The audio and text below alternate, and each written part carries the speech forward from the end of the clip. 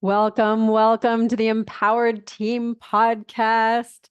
It's me, Kari Schneider. I am here to help you live your empowered life, especially in times of stress.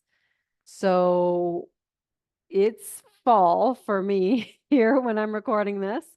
And this is a time of year that historically has been so full of change, and that has brought so many differences, so many adaptations, and so much stress.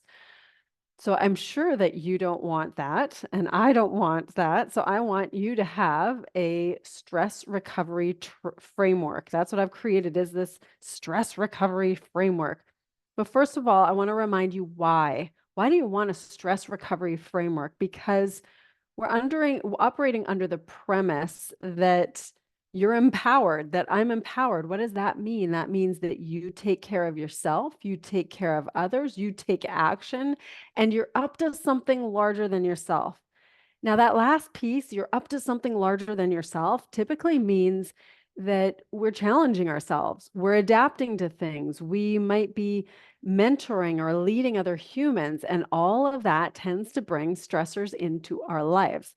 So, I'm going to give you this fantastic framework that I developed for you specifically to have something quick to be able to draw upon and be able to make a difference just for these stressful times. So I did this in our team mastermind, and the reason I did this is because we were doing a exploration, a reflection workshop to figure out, when are we getting stressed? And that's the first part of this framework, is figuring out when. So the name of this framework is TACK. It's TACK. And the reason that I made this name TACK is because I kept thinking about the resistance that we have when it comes to stress. When we go into a scenario and we find that we feel like we hit a brick wall, we feel like we are going into the wind, we feel like we're going uphill, and it's hard. And that's how I personally have felt for the last couple of weeks in this transition of times. For me, it's a fall. I just got back to my home in Southern Ontario. But prior to this, it meant we were on family vacation in August. That was 10 days of family vacation. And despite always having the intention of using family vacation to rejuvenate, to recharge, to reconnect, I love family vacation for those things.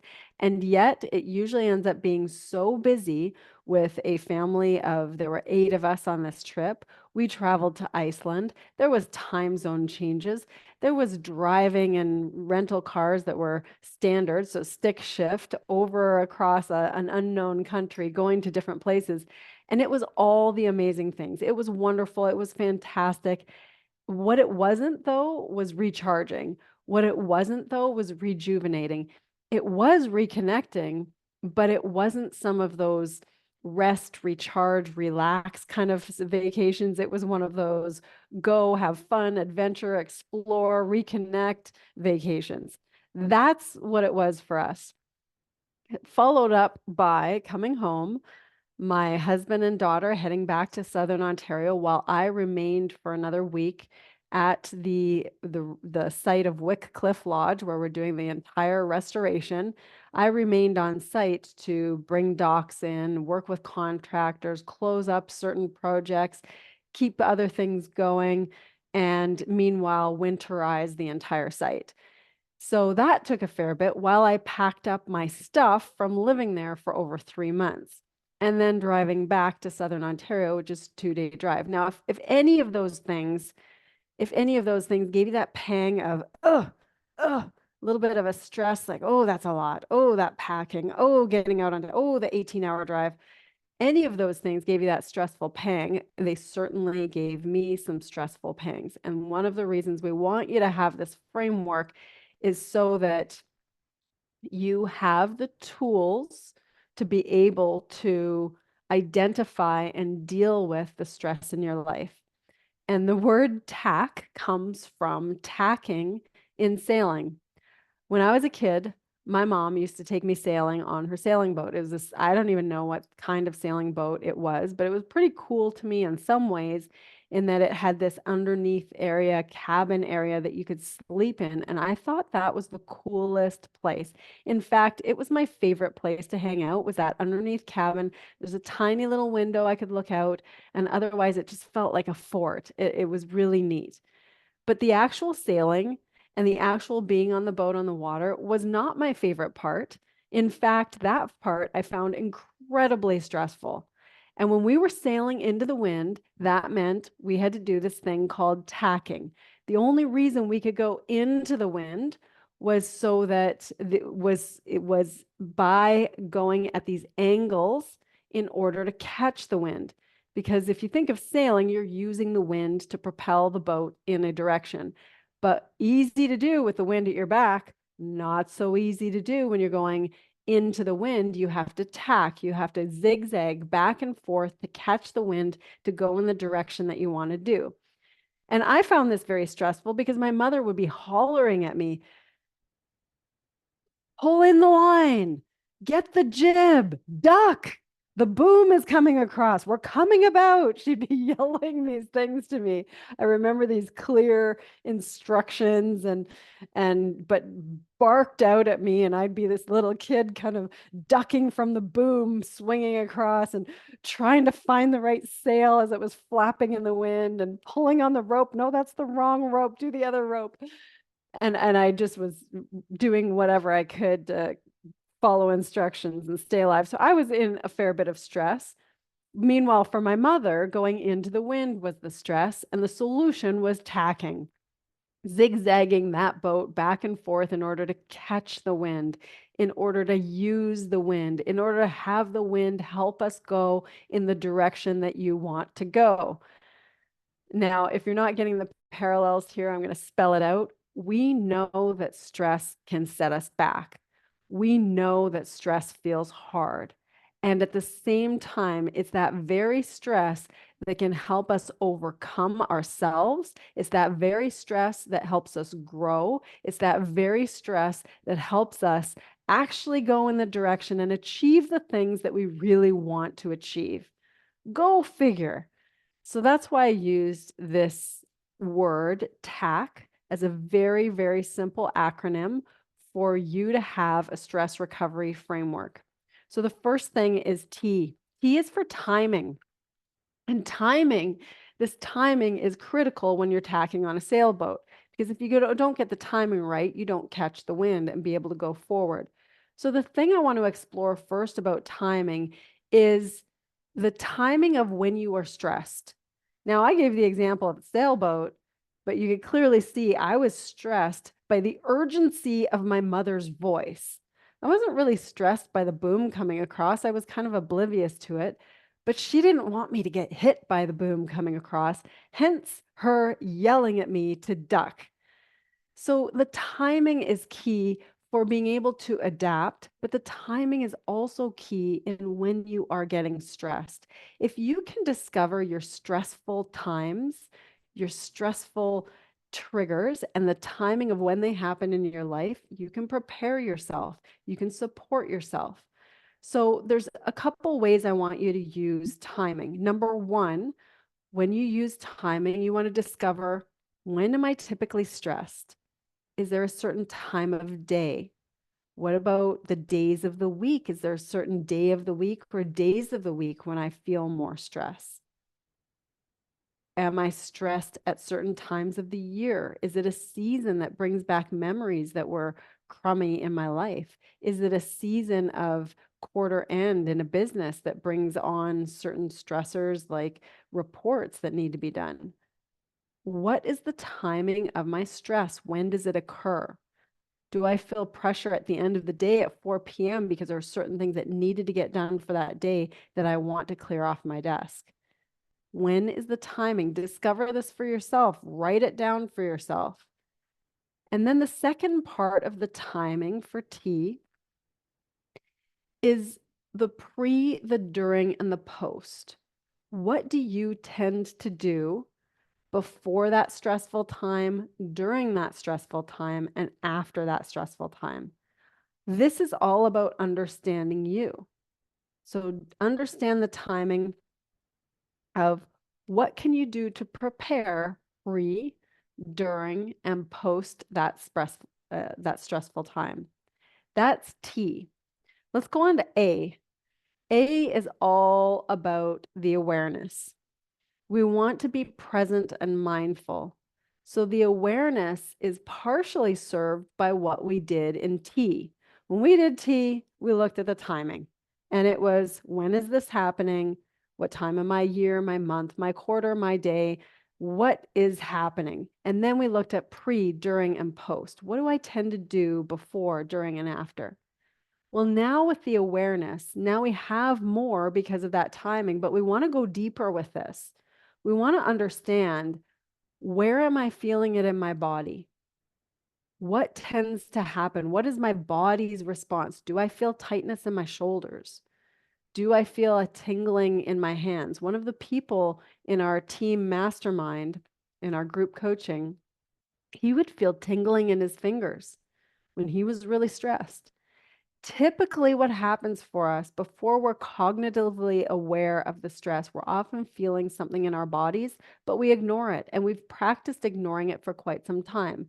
What I'd like you to do now with the A instead is literally become more aware. This is the first step in really addressing the stress before it becomes chronic, before it becomes overwhelming, before we have really adverse byproducts of the stress. We don't want that. We don't want the chronic stress that leads to problems in our relationships or real health difficulties. So where do you feel it in your body? Do you feel it in your chest? Do you feel it as a headache, maybe a tension headache, maybe in your forehead or your eyes? Do you feel it in your lower back? What tends to happen when you feel this way? Become more and more aware of your body. When I get the tightness in my shoulders, I tend to feel like my hands are tense. When I get the tightness in my chest, I tend to speak more quickly. When I get the tightness in my throat, notice I'm saying tightness a lot, then it must be tightness for me. When I feel it in my throat, I speak more quickly. I'm less grounded or less relaxed. Become more aware. That's the A. The next part of the TACK framework is C, and C is all about control. Usually, stress is about us perceiving that we have more in our lives than we can handle, psychologically or physically. That's the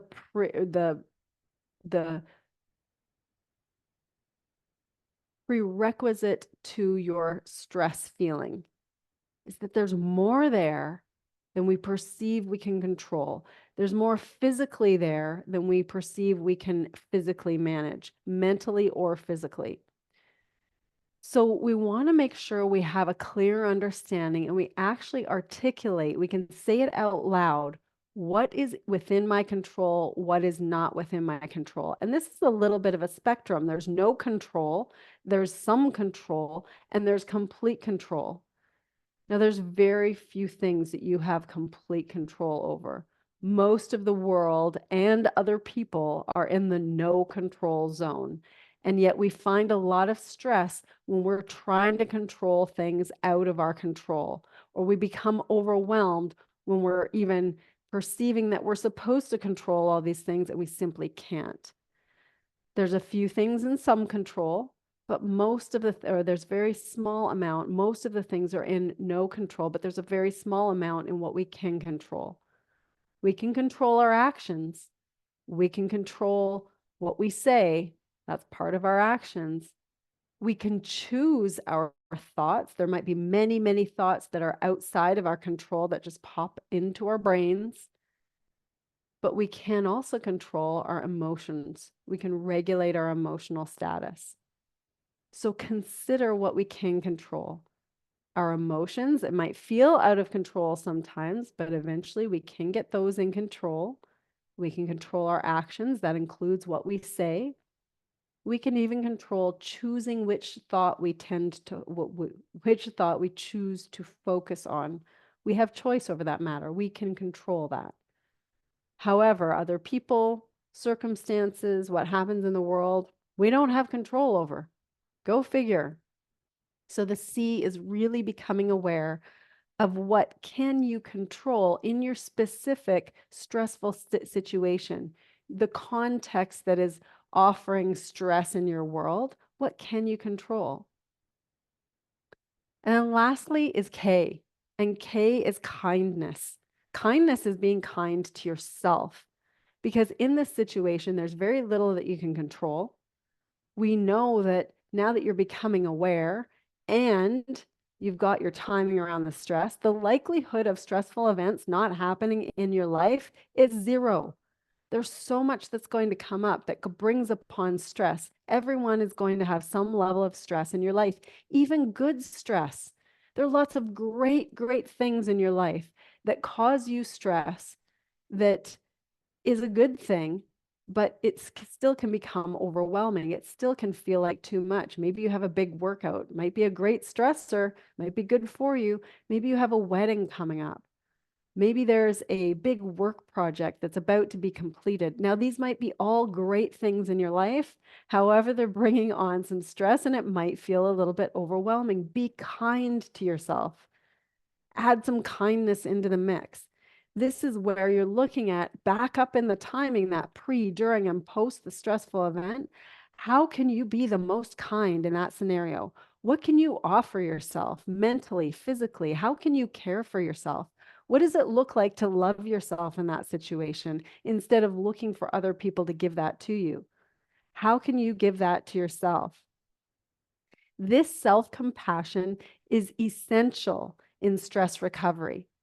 Instead of beating yourself up and how you're supposed to overcome it, in pushing yourself harder, practice the kindness towards yourself so that you have more likelihood for getting through the stressful event with success, meaning you come out of it without feeling frazzled, without feeling exhausted, without feeling like you don't know how you're going to make it through the next thing, without needing a week's worth of recovery because of that thing.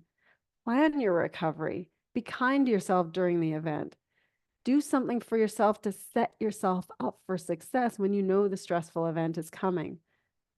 That last little bit of kindness, this last point on that TACK Stress Recovery Framework, is probably one of the most important things that we neglect the most in our lives. Isn't that the way that's so frustrating sometimes? The thing we need the most, some self-compassion, some kindness, is the thing we likely deprive ourselves the most. So there's your TACK framework. What I encourage you to do is explore it. Take a look at it. Use it for your stress recovery framework. Share it with a friend. Let people know that there are simple ways and easy tools that are highly, highly successful in managing the overwhelm, managing the stress that's coming at you. Give yourself that gift. All right, workshop this out. By all means, use it with your teams, use it with your family, workshop it out so that you can prepare when is the timing of your stress and what are you going to do to be able to help yourself ahead of time and deal with it. I know that you're an empowered human. Keep being empowered. Keep helping yourself. Keep helping others. Show up for yourself in this life so that you can live the life you really want. Go get it.